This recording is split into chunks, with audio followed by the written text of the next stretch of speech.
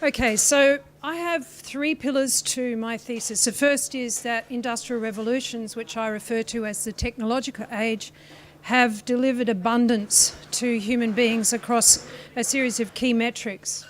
At the same time, our drive for standardisation in work and learning has led to human beings being disengaged and unhappy.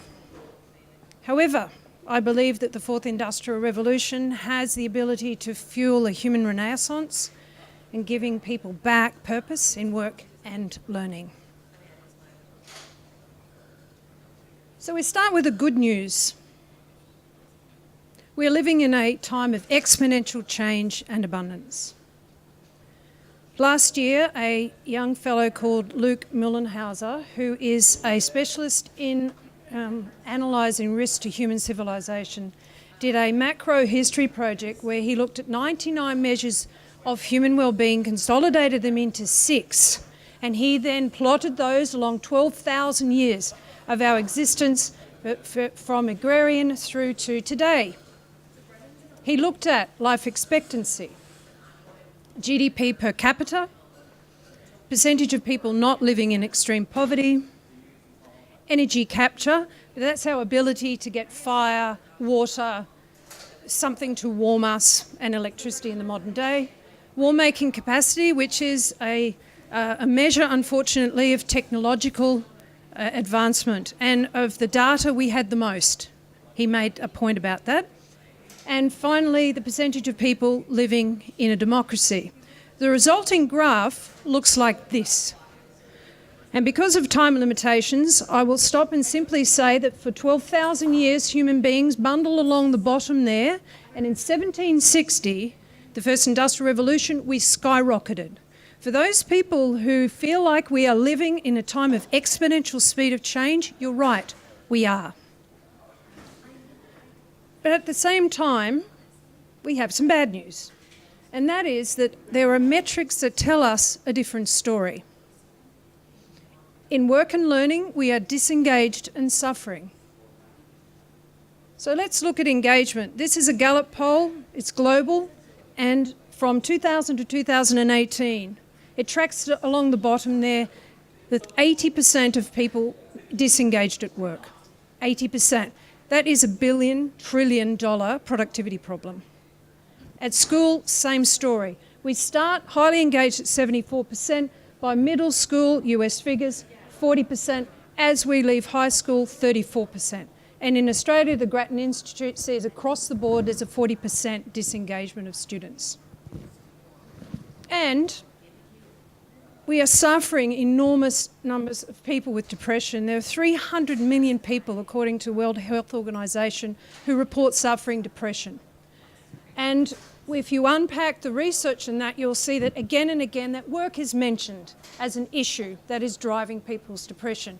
Poor management, poor leadership, and inability to self-direct. Wonder how that happened. Let's just whiz through a brief history of work. First of all, it started in a factory with forward and standardised tasks. Taylorism came in, work was broken up into individuals, no one owned an outcome.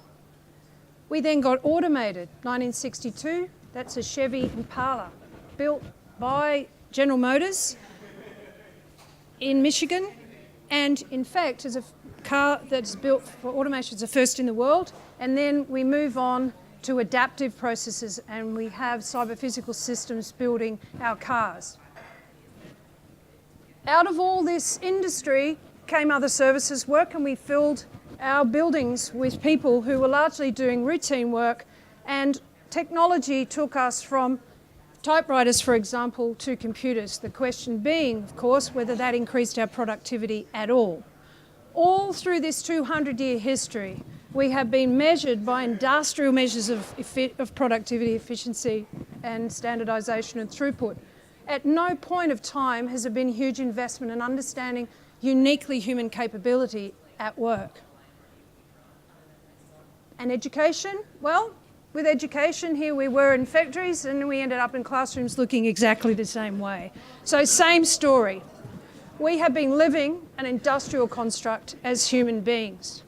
And I think that this is a great source of the issues that we are facing. However, there's been some changes, and that is that I believe that fourth industrial revolution has the potential to reverse disengagement. A couple of quick graphs that I'll take you through here. First of all, this is Cortez work. It's seminal. What it's showing is the US labour market, which is where the most data is, and you will see a rise of non-routine work and a drop of routine work. This is basically the work of technology. This is its impact. But what this means is that there is more work for us. Non-routine work is for us human beings, not for machines. Also, if you look at work that has higher median wages and more representation in the US labour market, David Deming will show you that social skills as services are on the rise and routine work is on the fall. So human beings are starting to become in vogue. So uniquely human skills are increasingly the strategic advantage of organisations. HR has the power to be the beating heart of the future of work, and the choice is yours. Thank you very much.